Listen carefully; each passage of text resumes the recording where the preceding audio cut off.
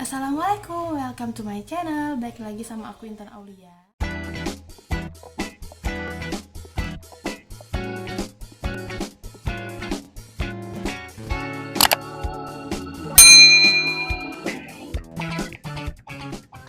Kali ini aku mau bagiin informasi penting dan mahal buat kalian semua mahasiswa, baik S1 maupun S2. Jadi aku mau bagiin trik and tips gimana caranya supaya cepet tamat dalam ngerjain skripsi atau tesis berdasarkan pengalaman aku selama ini. Selama perjalanan aku selama 7 tahunan menjalani studi S1 dan S2, aku udah ambil beberapa trik and tips buat kalian mahasiswa-mahasiswa yang lagi berjuang di tahap akhir. Rasanya tuh gak fair, gak baik banget aku ya kalau harus nyimpan ini sendiri. Jadi aku berniat baik buat share ini ke kalian, mudah-mudahan bermanfaat buat kalian. Tolong video ini jangan di skip karena informasi ini mahal dan ini bukan hanya teori tapi sudah berdasarkan pengalaman yang aku jalankan, jadi mudah-mudahan sangat bermanfaat buat kalian. Aku buat beberapa catatan biar aku nggak lupa dan nggak terlewat kasih tips and trick buat kalian. Jadi aku di sini buat poin-poinnya aja, nanti aku jelasin ya masing-masingnya. Yang pertama adalah kalian harus punya goals atau tujuan dan target. Nah, jadi kalian itu harus punya tujuan yang sangat kuat. Misal, aku waktu S1 itu tujuannya apa buat tamat. Jadi waktu S1 aku tujuannya itu supaya aku bisa ngajar. Karena waktu itu aku tuh masuk ke SMA 2 dan aku tuh belum bisa ngajar karena aku tuh nggak punya ijazah S1. Jadi aku tuh jadi di TU gitu, aku tuh dilempar ke TU sedangkan aku tuh harusnya ngajar. Nah, itu motivasi aku pertama kali untuk nyelesain S1 aku kemarin. Jadi biar aku bisa ngajar. Dan yang kedua, karena masih S1, jadi aku tuh pengen banggain orang tua aja gitu kan.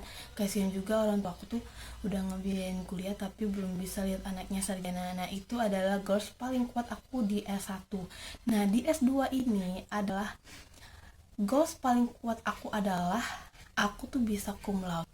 Karena ada satu mimpi aku yang aku tulis di 100 mimpi aku itu bisa tamat S2 cum laude dan sudah punya anak dan punya suami. Nah, itu tuh tercapai, guys. Kalian jangan main-main dengan goals kalian. Nah, jadi kalian tuh harus punya goals yang kuat dan target kapan harus selesai goals tersebut gitu. Misal nih, kalau kalian tuh goalsnya tuh apa sih gitu. Terus kalau nggak selesai tuh gimana gitu. Misalnya S2 nih, goals aku tuh cum laude. Nah, kalau misalnya aku nggak selesai tepat waktu nih, Desember kemarin, itu aku nggak dapat cum laude. Nah, itu resikonya. Jadi aku berjuang banget buat dapetin itu gitu, gimana pun caranya.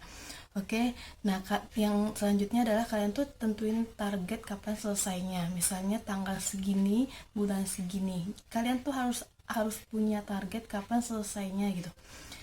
Nah, terus yang kedua tipsnya adalah kalian itu cari judul itu yang mudah-mudah aja, nggak usah yang sulit.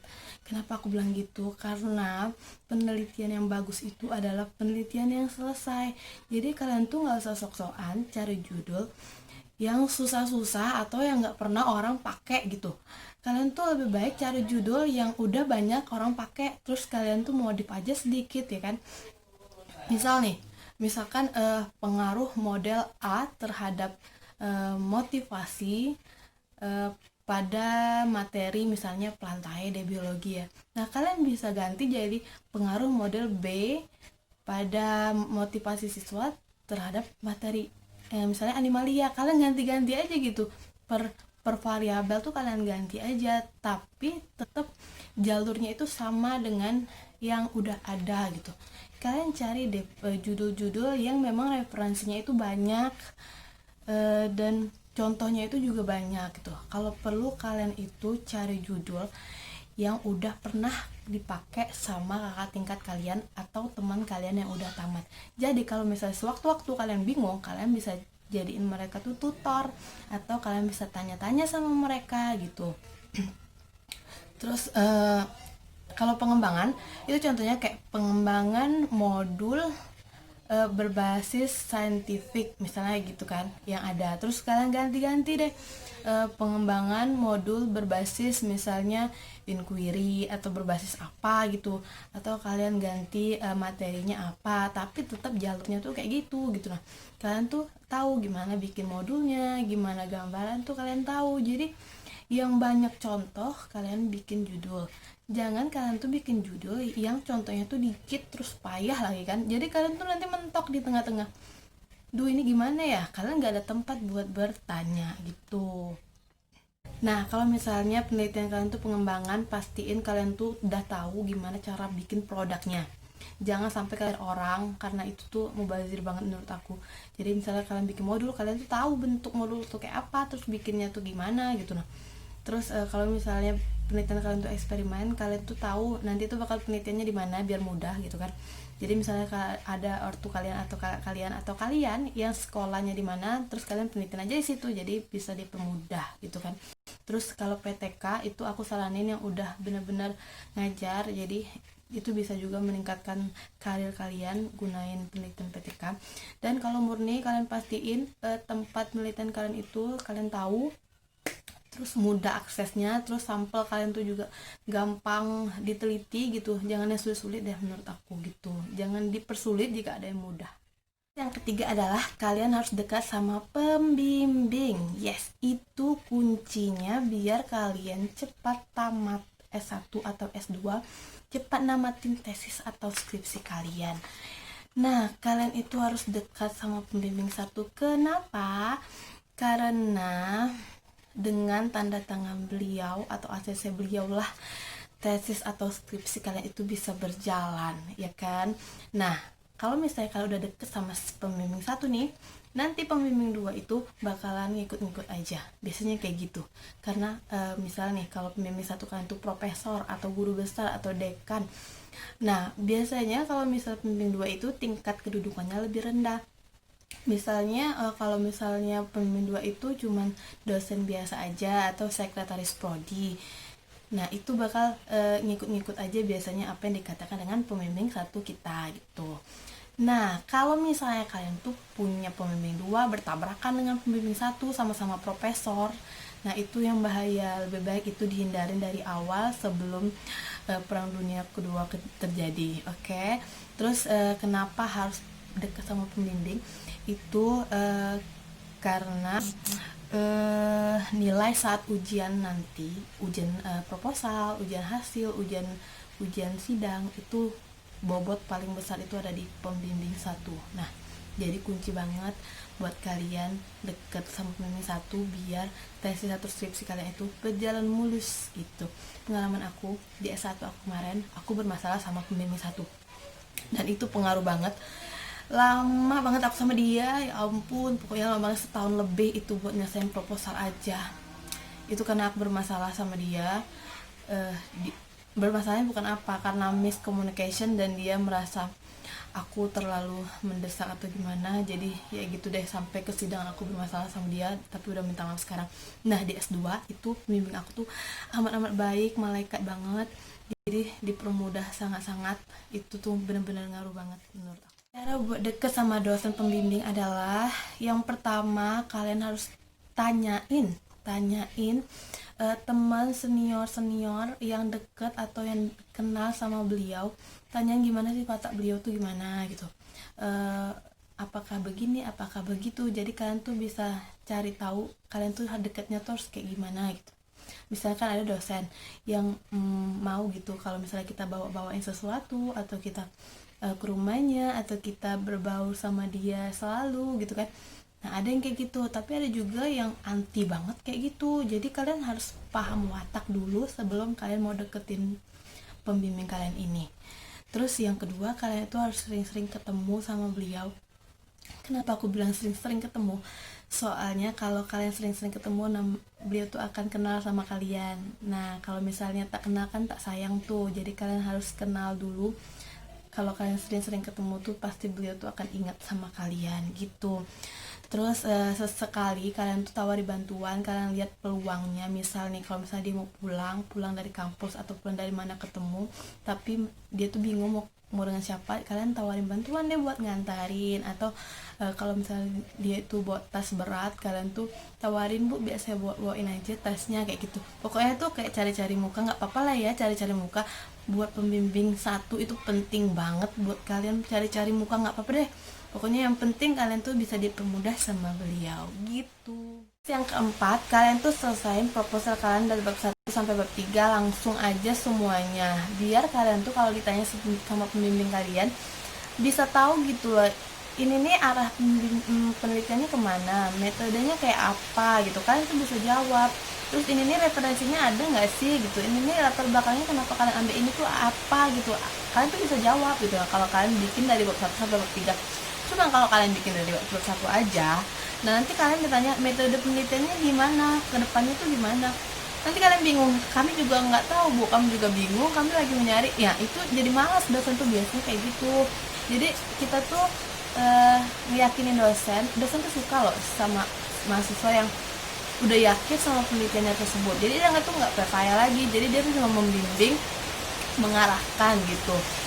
Nah, tapi ada juga dosen yang nggak mau dilangkauin. Nah, misal nih, kalian tuh nggak boleh sampai bab 3 dulu. Misalnya bab 1 dulu, baru bab 2 dulu, bab 3 dulu. Nah, itu kalian kembali ke poin awal tadi, kalian harus kenali wataknya dosen dulu, baru kalian bisa bikin bab 1, bab 2, bab 3, atau langsung semuanya gitu. Terus sampai bab 3 adalah, nah bab 1 itu biasanya terdiri dari latar belakang ya kan. Maaf ya hujan, jadi suaranya agak berisik. Latar belakang. Nah, latar belakang itu cara buatnya adalah kalian harus menggunakan otak kalian ya, benar, pakai otak kalian.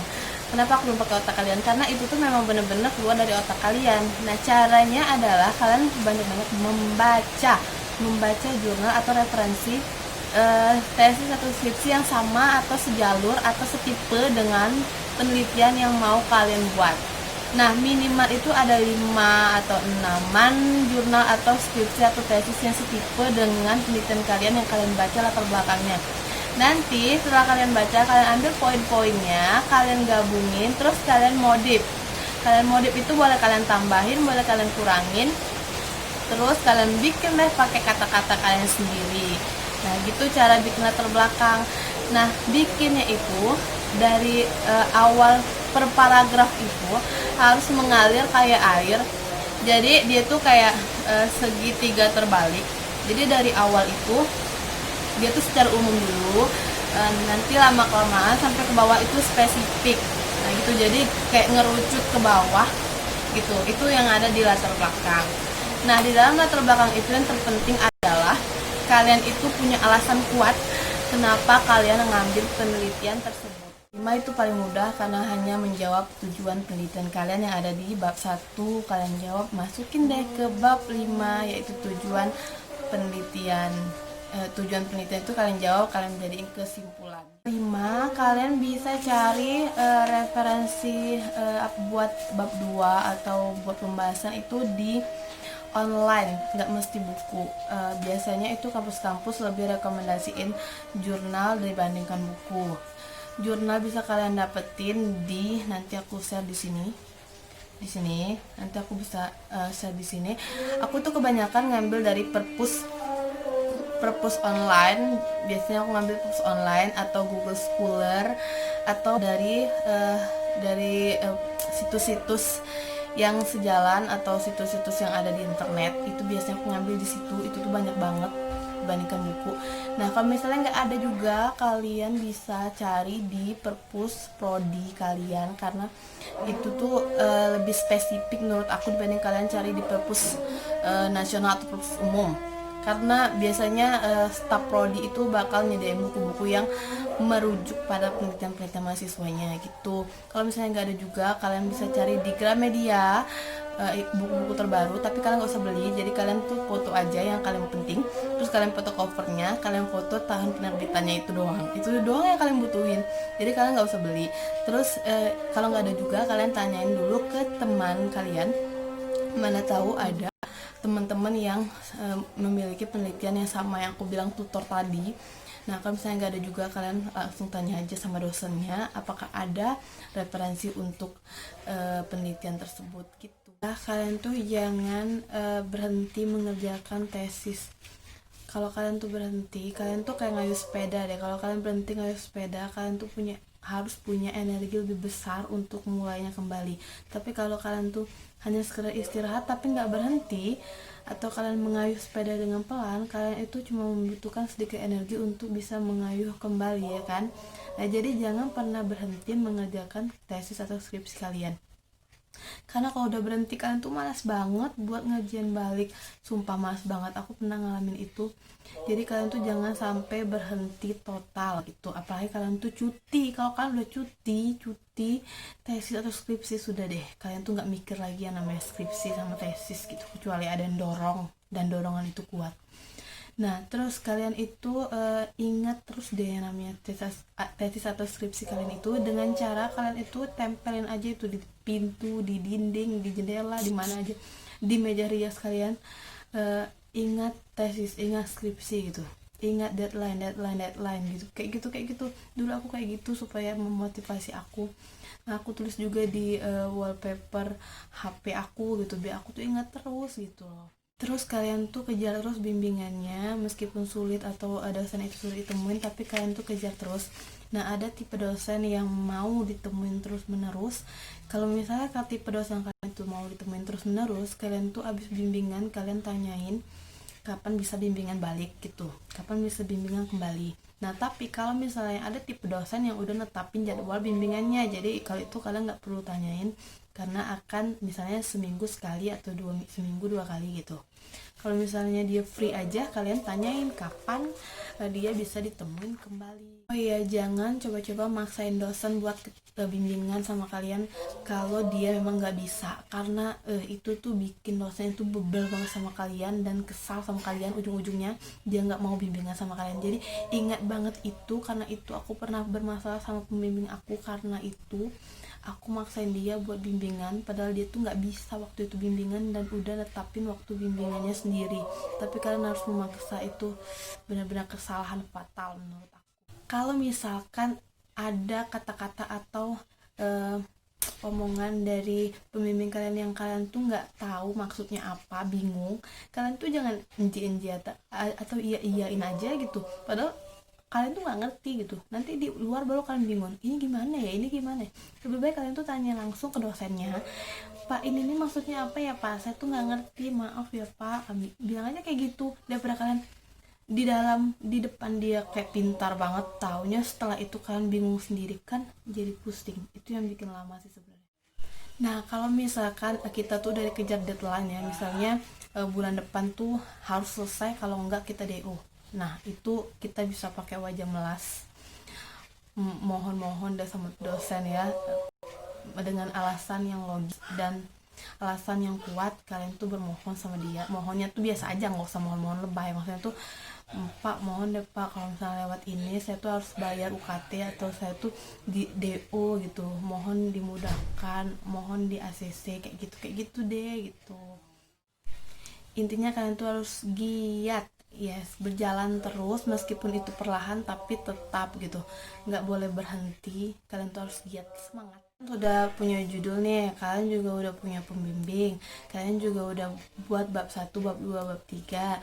Nah, kalian juga udah bimbingan, terus kalian revisi. Nah, kalau revisi itu kadang kalian tuh bingung kan, mau mulai dari mana yang ngerjain revisian ini. Jadi kalian tuh bikin per poin deh. Jadi misalnya bab ini halaman segini, ini yang direvisi, gini yang kayak aku contohin aku nih. Yang ini contoh kemarin waktu aku poin-poin revisi. Jadi aku kerjain itu yang mudah dulu baru yang sulit gitu. Jadi aku nggak bingung lagi aku mau ngerjainnya yang mana dulu ya gitu. Jadi yang mudah dulu aku kerjain, baru yang sulit. Kalau misalkan kalian udah revisi nih, udah bimbingan lagi, nah nanti kalian tuh ketemu sama dosen atau bisa jadi staf prodi deh ya, yang omongannya tuh nyelecit gitu, kadang tuh ngejatuhin mental. Jadi kita tuh harus kuat-kuat mental dengerin omongan apapun itu, misalnya nih penguji atau siapapun itulah pokoknya ya, kawan juga bisa sih sebenarnya. apa sih, kamu ini kok nggak bisa kayak gitu, kamu ini kok nggak bisa. Jadi kamu tuh nggak usah pasang kuping kanan terus masuk, jadi pasang kuping kanan terus keluar aja kuping kiri. Udah deh, nggak usah pedulin apa kata mereka, yang penting kalian tuh di jalurnya dan kalian tuh cepat selesai. Intinya kalian tuh biar selesai aja. Selama kalian jadi mahasiswa, kalian tuh nggak usah banyak tingkah. Jadi kalian tuh cukup mendengarkan, nggak usah membantah, ikutin aja apa kata beliau-beliau yang suka nyanyok dan suka mengkritik kalian tersebut. Tahu dalam hati kalian tuh, ya udah nggak apa-apa ya, sabar aja gitu, yang penting kalian tuh selesai. Yang kedelapan, kalian tuh harus on time ya. Kalian tuh harus on time dalam menemui dosen atau mengantar draft. Terkadang ada dosen yang paling anti ngelihat mahasiswa yang lelet atau mahasiswa yang nggak on time. Jadi jangan biarkan dosen itu menunggu kalian. Jadi biar saja kalian aja yang nunggu dosen tersebut. Jadi kalau misalnya janjiannya jam 7, kalian tuh setengah 7 tuh udah di situ kalau perlu. Bunda-bunda kayak aku gitu kan, yang udah punya baby, udah lagi ngasuh bayi, terus kerja, terus ngurus rumah gitu. Jadi kalian tuh bagi waktu deh per hari itu. Ini bisa juga sih buat yang single. Jadi per hari itu kalian sediain waktu 2 sampai 3 jam buat ngerjain tesis. Waktu khusus kalian sediain. Jadi itu tuh udah waktunya ngerjain ini, nggak boleh diganggu gugat gitu dengan acara-acara yang lain. Nah kalau untuk yang bunda-bunda yang paginya atau siangnya atau sorenya itu lagi rempong banget, nggak bisa megang apa-apa, nggak bisa megang tesis, nah kalian tuh bisa ngerjainnya tuh tengah malam saat si baby tidur. Nah biasanya tengah malam itu ide-ide cemerlang itu bakal datang. Nah itu adalah timing yang tepat banget buat ngerjain tesis atau skripsi kalian. Yang terakhir, jangan lupa doa di step awal tadi sampai step 9 itu diselingin dengan doa. Dan jangan lupa juga perbanyak sholat tahajud, sholat hajat, sama sedekahnya. Kalau nggak bisa tiap hari, sedekah Jumat aja boleh. Nah itu tuh untuk mempermudah urusan kalian biar lancar dan cepat menyelesaikan tesis atau skripsi kalian. Oke, sekian dulu tips and trick biar cepat tamat S1 atau S2, biar cepat ngerjain tesis atau skripsi ala aku. Mudah-mudahan bermanfaat banget buat kalian. Mudah-mudahan tesis atau skripsi kalian tuh cepat kelar ya, dan memperoleh gelar yang kalian inginkan. Wassalamualaikum warahmatullahi wabarakatuh. Sampai ketemu, bye bye.